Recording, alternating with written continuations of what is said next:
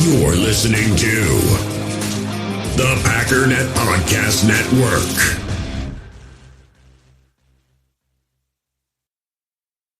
U.S. Cellular has noticed the way we use our phones has gotten ironic.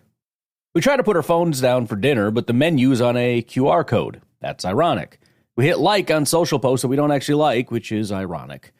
Which is why U.S. Cellular created Us Mode, to help us reconnect with each other and use our phones less ironically. A phone company wanting people to use their phones less is ironic.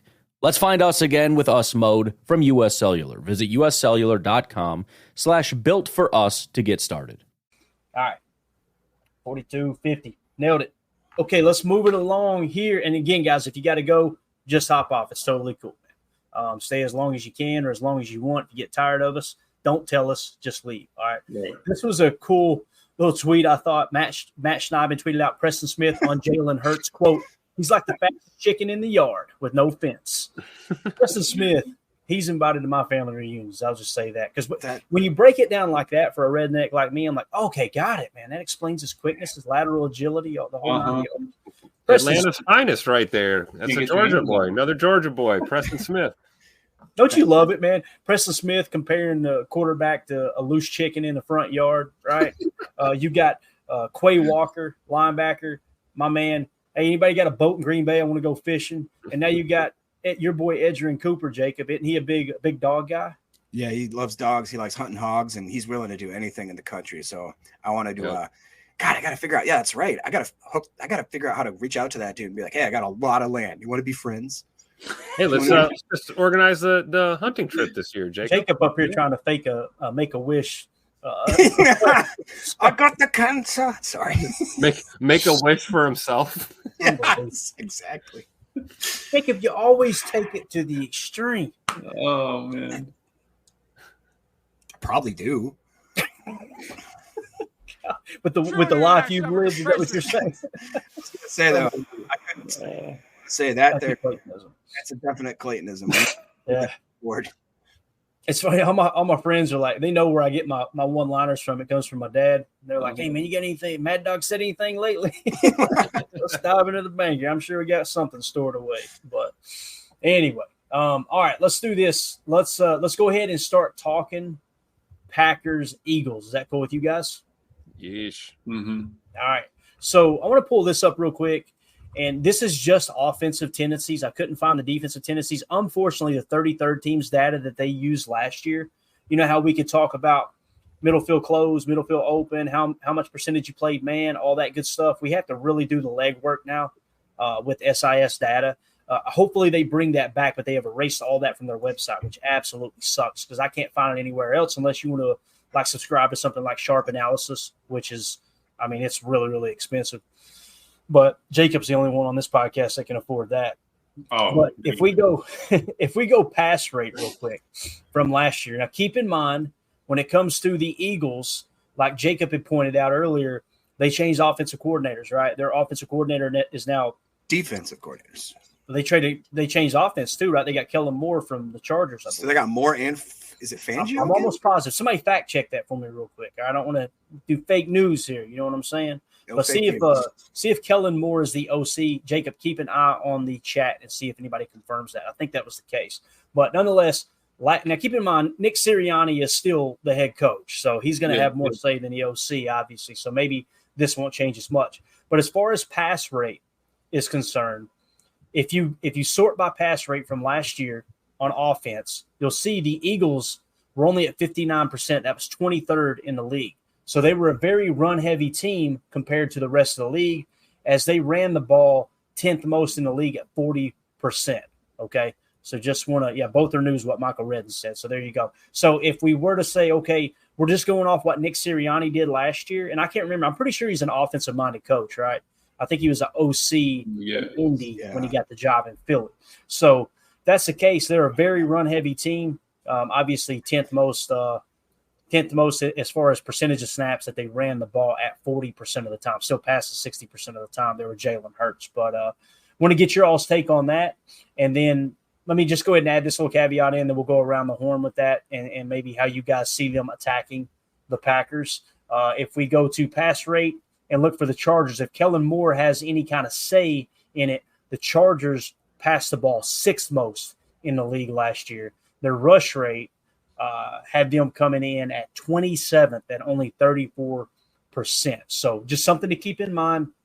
The Eagles are definitely going to pass the ball more than they run it, but they had the 10th. They ran the ball 10th most in the league last year. Let's go around the horn with that real quick. What's your thoughts on it? Well, first thing that comes to mind. Yeah. My question is, does Jalen Hurts want to pass that much? I mean, I think he wants to, but I think his game is more running, or the threat to run. So I think it's going to be a little tough. I think I'm going to have, because you're looking at that, and then you're also looking at Dak too, right? So what did Dak kind of do? More of a pocket passer. I don't know how long Jalen wants to sit in the pocket and be a statue thrower type thing. Yeah, I think that's a good point. The other thing that just popped off the page and into my mind was, all right, so we have this obvious drama that's been, it's not speculation, it's been reported on, and it's been like, it's a fact between Sirianni and Hurts and how there's not a lot of cohesion. There's also the fact that you have a new offensive coordinator. I don't care how good he is, it's a new system. New defensive coordinator. I don't care how good he is, it's a new system. Add that into the fact that they were the bottom 5 worst teams in the league after like week 10 last year. They fell apart. They're ranked fourth in that power ranking. Jacob hates it. all those ingredients bakes you a cake that says we're top 5. Like, I don't see that. I just think that's a bunch of bull spit. How do you really feel, Jacob? I said spit. Oh yeah, there you go. Perfect. All right, Tim, you got a opinion here, brother, man? Yeah, these two knuckleheads just stole my opinion. I agree with Emilio and Jacob. I definitely think if you're telling me that they're going to have Jalen Hurts slinging that ball all over the place, I'm with it. Have you seen our secondary lately, guys? We're loaded up. So Jalen Hurts is, he's definitely more of a threat running, I believe, still to this day. I'm not going to say he's, full on Justin Fields or anything, but let's be real. And then Jacob makes a great point too. I don't care who it is. You've got, new coordinators offensively and defensively, some known names around coaching circles. These are not new faces in the NFL by any means, but new in their positions. And, Coach Sirianni over there in Philly, it's a lot about how he's going to handle this too. How is he going to run this ship with, a new DC and a new OC like this? So I'm with Jacob. I think it's a crapshoot. I think they might be slightly overrated early, the too early predictions here. And I think we'll take care of business on Friday night, and we'll prove ourselves right. I think that's what's going to happen. Do you think there's any truth to what Elliot Bean just said, Tim? Blitz, blitz, blitz. Todd Bowles exposed Hurts and the Wildcat with that. And then in addition to that, Omar goes on to say he wants Cooper shadowing him. I think that realistically it'd be Quay, right? I would love to see Quay just following Hurts the whole time and letting McDuffie and Wilson just kind of more do their pass coverage and that sort of stuff. Does that make sense? Or I think you could probably, with the talent we have this year, I mean, Clayton, maybe I'm totally off here. I'd like to hear your take. Maybe you could do that. You could go blitz heavy. You could also afford to have Quay spy the quarterback because of the depth we have in that secondary, particularly the safety room. What are your thoughts, Clay? Here's the thing. I don't see Jalen Hurts as as big of a what am I trying to say here? Liability as it sounds like everyone else is. And I'm not saying I'm right and you guys are wrong in that regard. But when you start to blitz heavy, there's a positive to blitz, and you can get pressure on the quarterback, absolutely. But you're taking extra bodies out of the pass coverage, right? Now look at their wide receiver room. It's loaded. A.J. Brown, Devonta Smith, if I remember correctly. You got Dallas Goedert as well at the tight end position. When you got Jahan Dotson as well. To me, if you're going to play with a lead, right, you don't want to give them an opportunity to get back in real quick if that's the game plan. And listen, every team wants to play with a lead. I know that sounds – somebody's rolling their eyes right now, and I understand completely. I've rolled my eyes 1,000 times, and I hear people say, the game plan is to play with the lead. No crap, Sherlock. I think everybody wants to play with a lead, right? And everyone's got a plan until they get punched in the face, right? Exactly. Now, you think about there's other ways that you contain a quarterback, okay? And you would have to look at the chart and I don't have access to that information. I'm sure there's websites that's got it. You got to figure out where are Hurts' tendencies to scramble. Does he scramble up the middle? Does he scramble, to the right, to his left? Which way does he like to? They run what Michael Lombardi calls a six-back offense, and it's an RPR approach. Okay, run, pass, run option. And Hurts is one of the best in the league at doing that. At least he was a couple of years ago. I think he still is. That's just my opinion. Maybe I'm giving our opponent too much credit here. But when you talk about the three linebackers, who's going to spy, who's not, you leave the other two in coverage. Here's the big thing. When you look at 11 personnel from last year, okay, the Eagles ran seventh most 11 personnel last year at 59%. That means you're going to be in a nickel set. So that means all three linebackers are not going to be on the field. You're going to have Keyshawn Nixon in the slot. So you're going to be in your nickel 4-2-5 most likely, unless they show some kind of hybrid 3-safety set and go with a different approach, or maybe like a 3-3-5 Cub, something along those lines. I think he'll try to keep it simple, he being Halfley, so his guys can play fast. So you're going to be 59% of the time, if you just went off this model, and it's not going to be exact, everybody approaches every game plan different. You're going to be in 11 personnel, which means you're going to be in your nickel set the majority of the night, right? They went 12 personnel 22% of the time, and that was 15th most in the league, so they love 12. They went 13 personnel. Let's see how long, and that's typically goal line sets. I'm sure I passed them up already. Eagles. They were in 13 personnel, 18th most in the league, and 21 personnel. They probably didn't run much of. Yeah, they were 19th in the league, just 2%. So their main two sets are 11 and 12 personnel. So you're going to be in your nickel the majority of the night. I think the best way to contain him would be, and to create pressure as well, to keep 7 into coverage and only bring 4 is run some stunts up front. And what you could do with the stunt is whichever tackle is leading the way to occupy that double team to free up a free rusher, make him do a little touch spy, right? And I think our defensive tackles are versatile enough to be able to do that. Your Devontae Wyatt, your Carl Brookses, even Kenny Clark. If he's going to occupy a double team, touch, spy the middle, what you're going to do is you're going to force immediate pressure through you're basically manufacturing that pressure through a TE or an ET stunt. And then when he looks to step up in the pocket and scramble, you got a guy facing him the entire time. It's not to say that Quay won't run a touch spy. They could do that if they decide, hey, let's go single high. But again, I don't think we're just going to completely abandon that too high shell just because Joe Barry's gone. I think there'll be more pre-snap looks with single high than we've seen with Barry. But essentially, they're going to want to keep things in front of them. Remember, the name of the game here, in my opinion, is winning the turnover differential, winning the middle eight, and what was the other thing we talked about? Explosive plays. So if you do go blitz, right, you're making yourself vulnerable to give up those explosive plays. Now, if you hit home, that's great. It's a home run. But Clayton, did you see Halfley's interview where he basically said, I'm going pretty hard. Like, I'm going to make a call and I'm going to want these guys to shoot. He basically said, like, I'm not pulling punches and I'm going to be – he's like, I'm not running a vanilla playbook here. We're going to go full bore. I didn't take his comments that way. You didn't take it that way? Yeah, we played it on here. What he said was, you prepped all year. We got the work in. We did our studying. And when it comes, I sit in that box. I sit in that booth with my play sheet. I'm not going to second guess anything. I'm going to go to the play sheet and let it rip. Isn't that what I just said? Huh? Isn't that what I just said? You said you made it sound like he's not going to run a vanilla defense.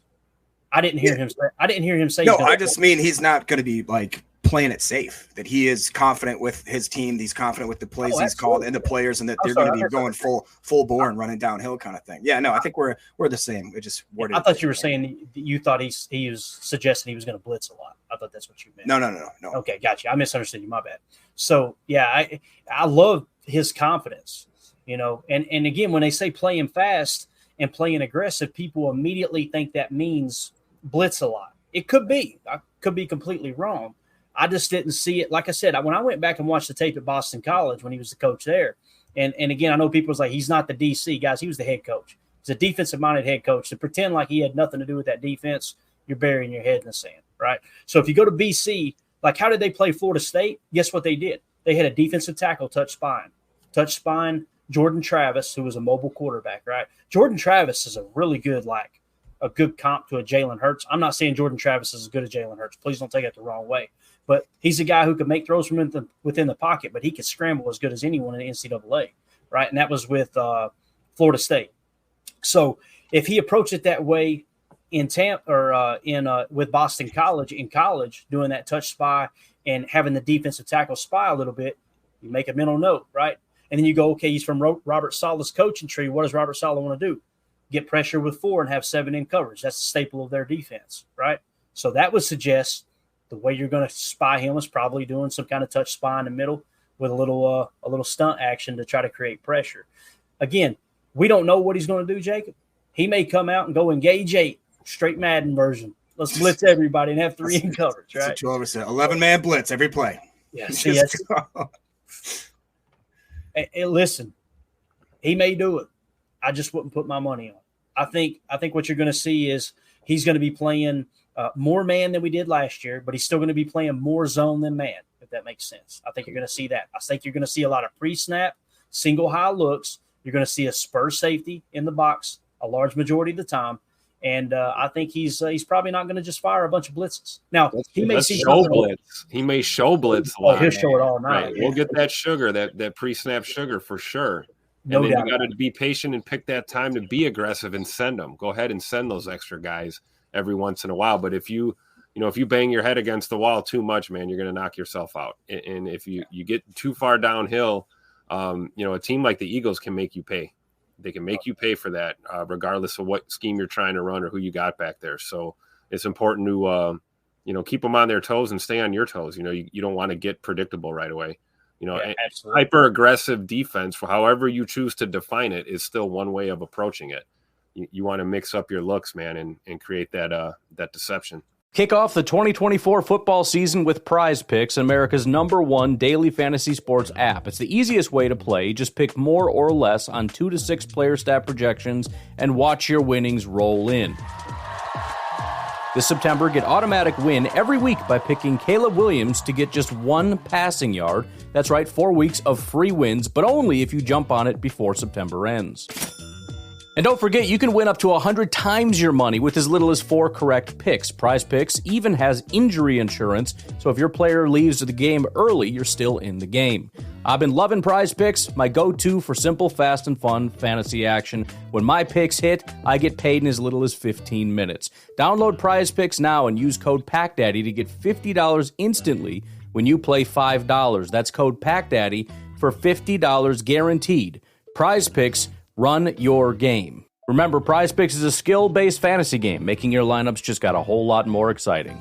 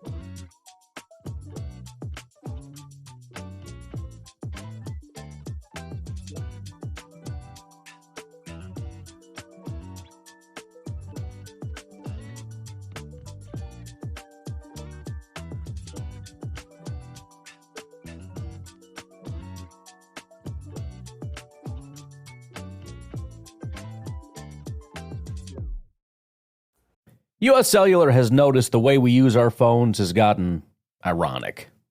We try to put our phones down for dinner, but the menu's on a QR code. That's ironic. We hit like on social posts that we don't actually like, which is ironic. Which is why U.S. Cellular created Us Mode, to help us reconnect with each other and use our phones less ironically. A phone company wanting people to use their phones less is ironic. Let's find us again with Us Mode from U.S. Cellular. Visit uscellular.com/built for us to get started. Yeah. Definitely. Let's do this. Let's kind of look at where their first down formation. What's their favorite first down formation? Look at this. Shotgun formation on first downs. They led the league at 70% of the time they were in the gun. So they're going to be playing out of the gun all night long. There's no doubt about that. And if you go to the Chargers, look at this. They bring over Kellen Moore, right? They had the 9th most shotgun snaps on first down formations. So something to keep an eye on. As far as the Eagles, 70% of the time they were in the gun on first down. They were in single back 3% of the time and empty sets 3% of the time and other 22% of the time. All right, I formation, 0. So there will be no I formation looks when it comes to the Eagles. Let's see if the Chargers did that at all. 1% of the time. That shotgun statistic is interesting. You know, like how well does the zero blitz do against shotgun formation? It doesn't do so hot. So if they're going to be in shotgun a lot, you know, I don't think we're going to dial it up too much. Going to be a lot of what we call hot firing. There's going to be guys and those. Listen, Dallas Goedert, AJ Brown, Devonta Smith. Those guys are as good as any at understanding, recognizing where the blitz is coming from, and getting open quick. Jalen Hurts doesn't have to be a great pocket quarterback if you're going to blitz all night. So, I don't want to be a negative Nancy here. If it works, run it, right? Yeah. I'm not convinced that's what. Now they may do a lot of run blitzing. I could see that. Have a single high look, and on these first downs, try to attack the mesh point, especially if they are doing some of these RPR looks. And again, the number one way to combat RPO passing game is that's the reason that the NFL is now shifting to press man coverage and putting value on that now is you disrupt the routes in the RPO game by playing press. Okay, so they may do a little press. You guys remember the clips we showed from training camp where he was working with Jair, he was working with Eric Stokes on their press technique. So you'll probably get into some of that as well. So it's going to be interesting, man, because again, it's a brand new year. Even these numbers we're showing from last year doesn't really make a hill of beans, you know. Jacob, you give me a lot of hope with all this talk about how they struggled down the stretch last year. Because it's like two ships passing in the night. The Packers peaked in the second half of the season. It sounds like the Eagles tapered off. Let's hope that continues, man. What do you think about this? Ron Stanfield says Jalen Hurts' EPA per play last year when zero blitz was a negative 0.32. He goes on to say that he was blitzed 50 times. It's got to be towards the bottom, right? Ron, let me know in the chat where that ranks. 55 times zero blitz, which was the most in the NFL last year. Right. So don't you think they spent some time, you know, looking at what happened last year? You know, we just talked about a new regime and a new approach there. Right. So, you know, if he was that bad against zero blitzes, then clearly they had to work something into that system over there, or at least with him on how to better handle that. You know, I don't think he's going to just continue to struggle. I would fully expect, especially out of shotgun, if we show blitz or don't show blitz, if we send the dogs, I'm assuming a guy like him is going to just tuck it and go and get out of there. Or like you said, Clayton, hitting those valuable targets in the flats and, you know, on the swing passes and check downs kind of thing. And all of a sudden we're getting run over by tight ends before we know it. I will say this. I'm a defensive dude. I like aggressive football and I like it early in games. Just like I said about our offense coming out and dialing up, you know, a shot play right away.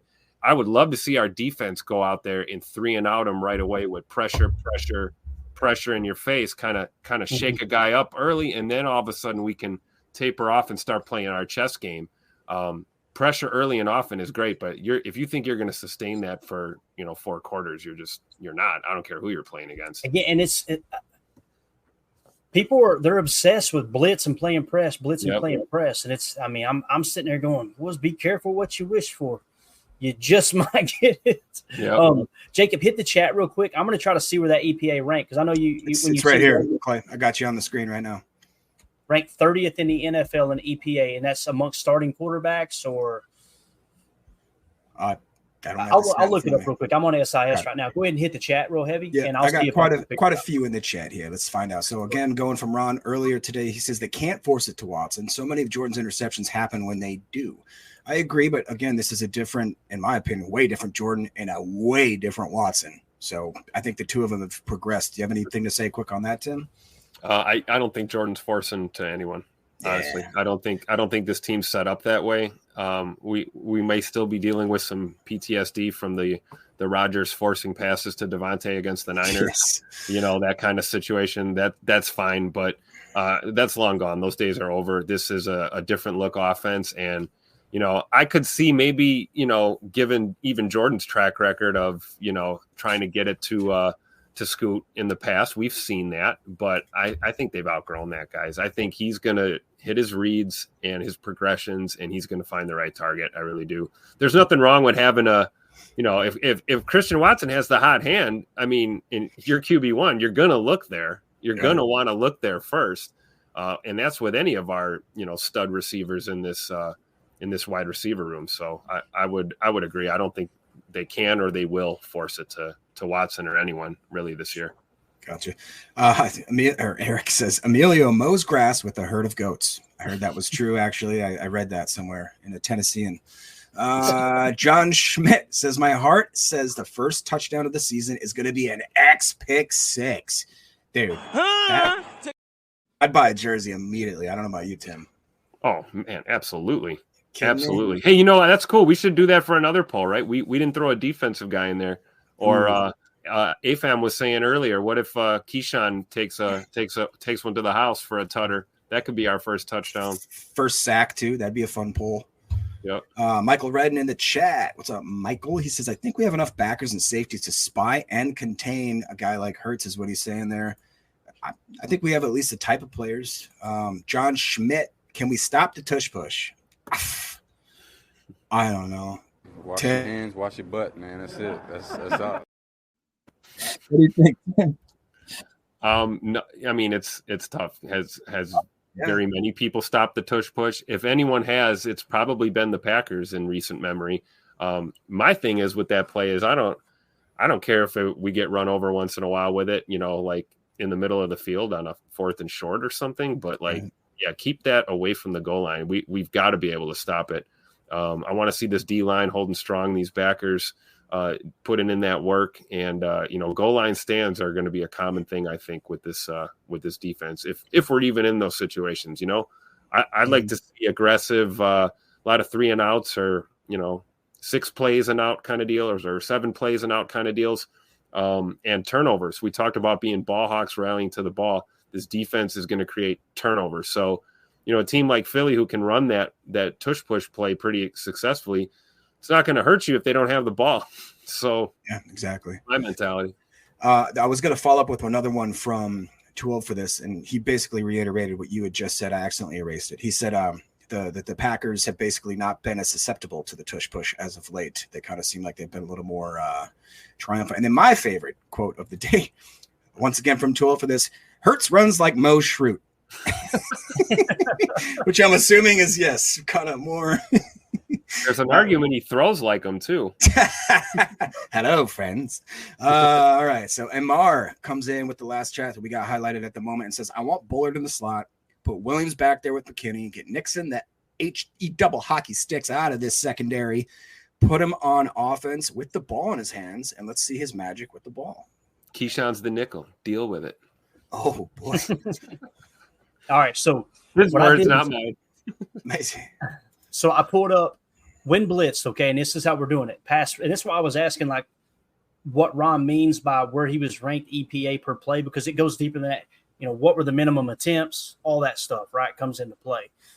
Minimum 100 pass attempts, okay? And I was looking at the starting quarterbacks. There was hardly any starting quarterbacks that didn't have 100 pass attempts when blitzed.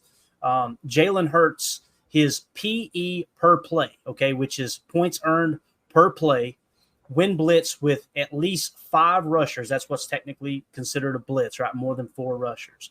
Jalen Hurts' PE per play was 17th in the league, all right, at 0.086. If you go points above average and go with the positive approach here from the positive number standpoint, Jalen Hurts is 18th, all right, at negative 4.64. So definitely towards the bottom. And there's only showing 21 on this list with a minimum of 100 attempts when blitz. When you go EPA total with at least 100 snaps, Jalen Hurts is 17th of 21.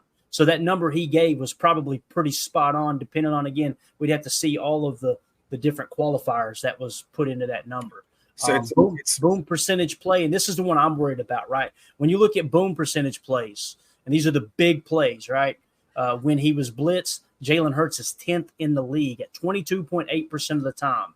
He hit a boom play, and only 18.9% of the time did he bust, okay? And if we did the bust, obviously the lower number, the more positive there, that puts him in the 11th spot, again, with a minimum of 100 attempts against the blitz. Go ahead, Jacob. What are you going to say, Bob? No, I just to me, it's kind of crazy how stats are just slides that you can manipulate. Does that make sense? You can make any argument, yeah. And I'm not saying he lied or any point like that. To me, they're kind of like polls. You can get a number in a poll, but if you look at the crosstabs, it tells you a complete different story that doesn't tell you what the actual basically last number is going to actually tell you. And then Tim must have highlighted this, which I think is a great point. The tush push may not work as well, just simply for the fact that they do not have Jason Kelce, who is maybe the best center in the last 10, 15 years. You know, and that's the thing. Like watch Kansas City start doing it more now. Jalen Hurts, though, there was two reasons why they were so good at the tush push. Jalen Hurts could squat the entire world. His leg strength is unbelievable. Yeah. But like you said, Jason Kelce was the best, maybe in the history of the game, at doing that quarterback sneak. If we do wins above replacement, minimum of 100 snaps with at least 5 rushers, blitz situations, Jalen Hurts win above replacement. He was where are you at? I know I just seen you 14th out of 21.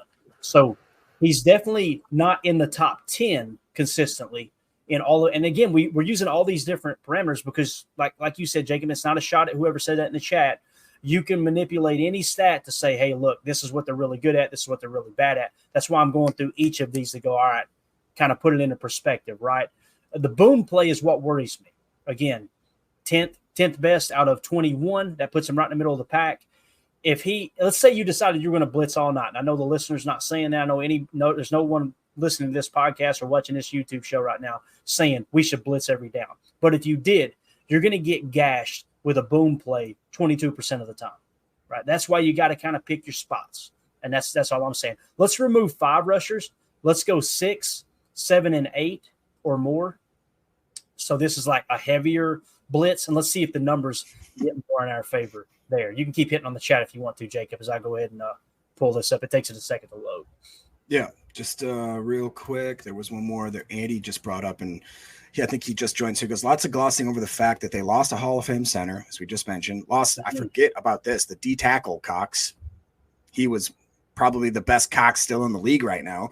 And both coordinators and replaced both coordinators, as well as they weren't wanted anymore by their teams last year.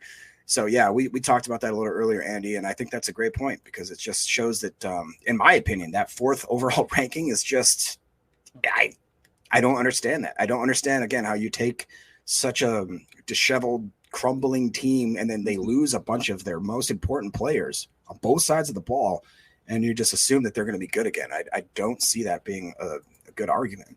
Check this out, Jacob. I got it. What I did was I went 100 snaps with 6 or more rushers. Nobody qualified, obviously. I went to 50 pass attempts with 6 or more rushers.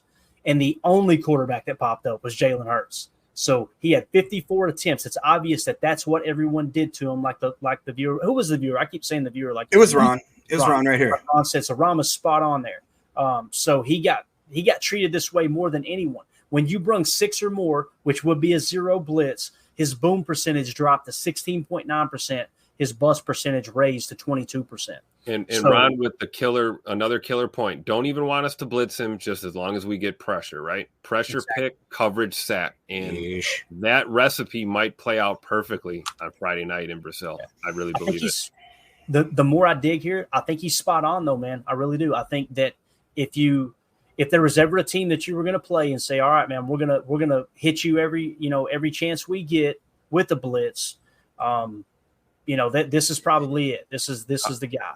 How about sending Javon Bullard? How about dialing up some big nickel or some nickel blitz? Dang it, Tim! You stole my thunder. I was gonna say, dude, let's put a package in. Let's get Williams on the corner and just be like, all right, missile launched, go do it every time. And then you got Quay maybe just watching and making sure that he's not gonna, Jalen Hurts his way out of it. But that's exactly what I thought, Tim, when he said that. I was like, Bullard and Williams, excellent. Right, so let's look at the other spectrum real quick, just to get a real good grab. I did a minimum of 50 snaps. If you only brung 4 rushers or less, okay? So just the 4 – actually, yeah, we'll go 4 or less. So if you just brung 4 or less, his boom percentage, Jalen Hurts' boom percentage is sitting at 20.6%. That's 18th best in the league. And his bust percentage was at 12.7%, which if you go low number, that is the lowest in the league. So he definitely performed the best as a passer when they brung 4 or less rushers.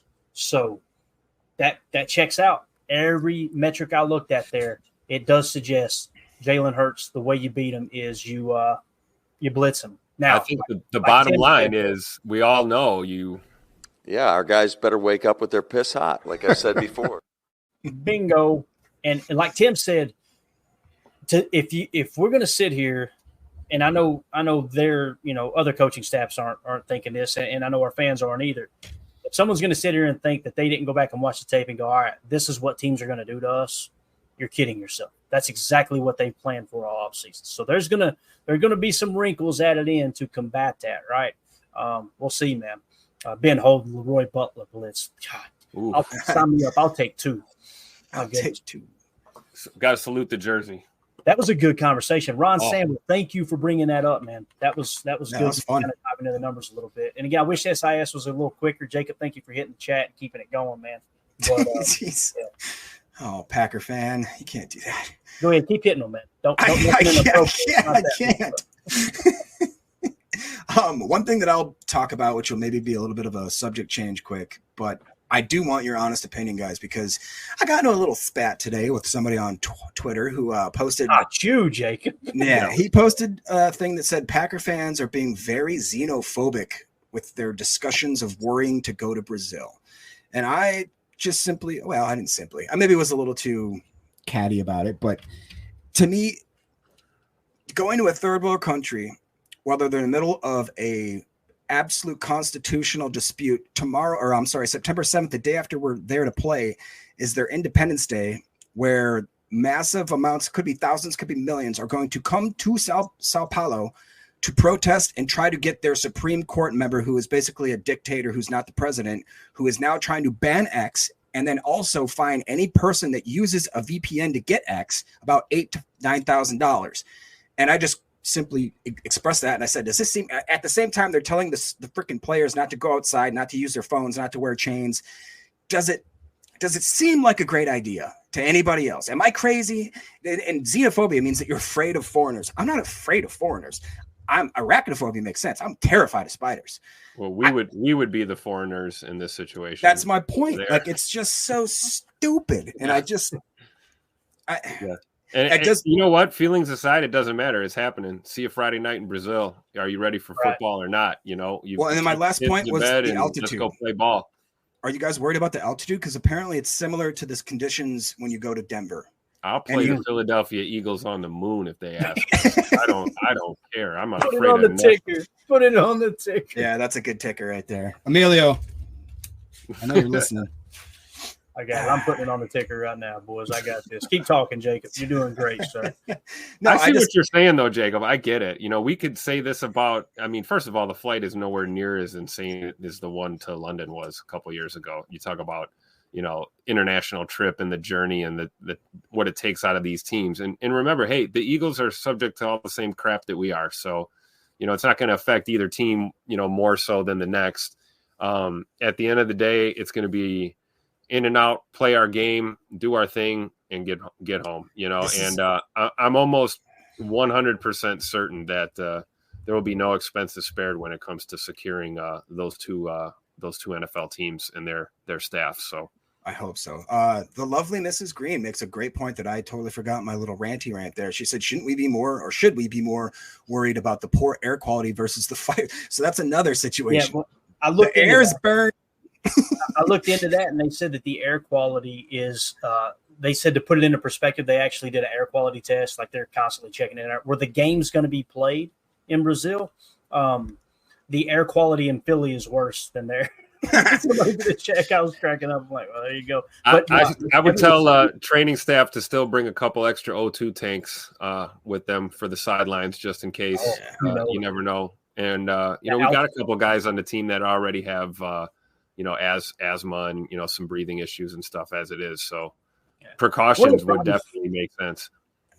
One of the problems we got is like all this stuff's been talked about, and it's which information's accurate. Right, like what Mr. Green said. The reason I checked it out was because that's what I was hearing. I'm like, holy cow! Like, this damn stadium going to be full of smoke? Like, what's going to happen here? You know what I mean? Right. So, and a lot can happen between now and Friday too. Yeah, you got that right, man. You got that right. So, yeah, it's funny, Jacob. We were going to get on here and jump into the PFF preview, and we're out of time again. That's good though, man. The chat no, dude, the chat was lit. Can we end on one more that's pretty simple, but I think it's a great just kind of question here. Yeah, man, absolutely. So, Mr. Andreas, what's up, buddy? He goes, who would you start in your fantasy league at wide receiver 1? I'm assuming this is for week 1. Would it be Dobbs or Watson? In my opinion, I just think that Dobbs is going to get more targets, more consistent, and he seems like lately he is loves red zone favorite right now. So that's who I would pick, but what would you guys do? Man, it's tough. I don't know enough about Vic Fangio's red zone defense, but when you talk about the Fangio scheme and them playing a lot of quarters match, the thing that comes to mind for me is if they have to match up on the outside and it essentially becomes man coverage and you do get in the red zone, if that's the defense they're running, back shoulder fade, who's the first person you think of? It's Romeo Dobbs, If I had to pick a wide receiver from this bunch, I'm going with the poll question here. Now, listen, they had Josh Jacobs to score the first Packers touchdown. They had Romeo Dobbs second at 30%. I think I would pick Dobbs over everyone, man. And I could be wrong. And again, Fangio may change things up, and Fangio's scheme isn't the same as it was in Denver either, right? Things are constantly changing in the NFL. If you don't change, that NFL stands for not for long because you will be out of a job. You've got to be able to evolve. If I had to pick, I'm going with Dobbs. But again, if they are playing that quarters look and you do some cheat motion, a little pop pass to Watson, we've seen it in the past. That might be a tutter or two there too, man. What do you think, Tim? What are you thinking, man? I believe they're both great. You can make no wrong decision. They're winners. Winners win. Pick one in the. I'm terrible at fantasy football advice. I know nothing about fantasy. But when it comes to these two, I mean, Clayton, you make good points. I mean, it could go either way, right? I mean, I don't think you're gonna have a bad game if you start either one of them. Honestly, there's my low information answer. Let's answer it this way, Jacob. Let's go to the best bets. You want to? Yeah, that's actually a great point. I was going to see if. And again, these are best bets. It's not really geared around fantasy, but just looking at some of the best bets. If you notice this over here, that's what PFF suggests is kind of the edge. Like, hey, that's probably the best route to go if you're doing over under picks. Let's see if there's any overs that's got the edge here. Right here, you got rush receiving yards 39.5 for Christian Watson. It's got 1 bar. Edge at 0.7%, but you're looking for those 3 bars. 3 bar there for Dontavion Wicks has his receptions under 2.5 receptions. They don't think he's going to do much. That's a bet that I'd run to right away if I could find that. Take the over. And then under 2.5 receptions for Josh Jacobs has got 3 bars filled as well. I was just trying to see if there was anything geared around the receivers and over. The only over that's got 1 bar here, rushing yards for Jordan Love over 5.5 yards.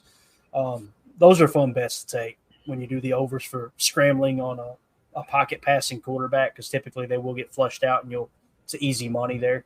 Jaden Reed is saying under 3.5 receptions. That's got 2 bars filled. If I'm looking at this correctly here, fellas, let's see bet type, money line pass yards. Let's see if we can do receiving touchdowns. We'll just have to go receiving yards, okay? Let's just gear it around that. To me, it seems like it's Christian Watson, according to PFF. because there's no bars filled on under 37.5. And when you go to Dobbs under 38.5, they've got one bar filled. Like that's a good, not necessarily good, but better than Christian Watson's. So according to PFF, if I'm reading these analytics correct on their best bets page for the Packers game, they're thinking Watson should have a better game than Dobbs. Now, again, getting a red zone, though, I don't see anything about touchdowns here, right? So that's a whole different ballgame there as far as receiving touchdowns, because I'm definitely not seeing that here. So, But the cream, right? Oh, yeah. I think we went long enough. We've covered enough here, guys. If y'all would hit that like button for us real quick, we appreciate it. And again, just to update the YouTube poll question, who scores the first Packers touchdown this season? Josh Jacobs, 46%, Romeo Dobbs, 31%, Christian Watson, 12%, Tucker Kraft at 11%. So there you go with that. Anything else you guys want to hit on as we get ready to wrap this big bear up, man? No, I'm good. Happy to be back talking some ball, man. This is great. Do y'all know is tomorrow a practice, a padded practice, a walkthrough, a travel day? What's the situation there? Travel on Wednesday, right? I thought Wednesday. Yeah. I can't imagine they do a padded practice. Can you, Tim? They did no pad. I feel like if they were going to do pads, they would have done it today, and they gave them an extra day. I could be wrong, but my guess is they do another non-padded practice, or maybe just shells or whatever they call it. That'd be my guess. So, yeah. All right, cool. We'll wrap up here in the chat here. I don't know if you hit these or not. Did you, Jacob? No, but it was just interesting because right after the Watson and Dobbs comment, it was Reed, Dontavian, Reed. So it's like, who knows? If they're playing a lot of shell and you get Reed underneath with those reversals and stuff, those jet sweeps, that makes a lot of sense, doesn't it? Just pick a weapon. We have several of them. Exactly. Last practice tomorrow, says So Turtles. That's correct, sir. Walk through on Thursday when they get down there, right? They're going to get down there, going to do a walkthrough. So. It says the sumo suit practice.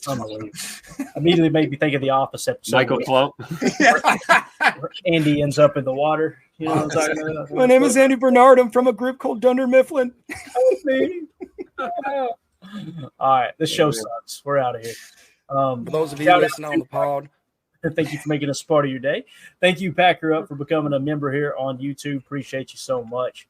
Again, the chat was lit up. Thank you, Ron Samble, for sparking that conversation, man. Great information to have going in as we get closer to the game. So, yeah, appreciate everybody. This was a lot of fun. For those of you listening on the pod, like we said, thank you for making us part of your day. We'll see you tomorrow, 7 p.m. Central for PTA Live. As always, let's go out and be the change we want to see in the world, and go Pack Go.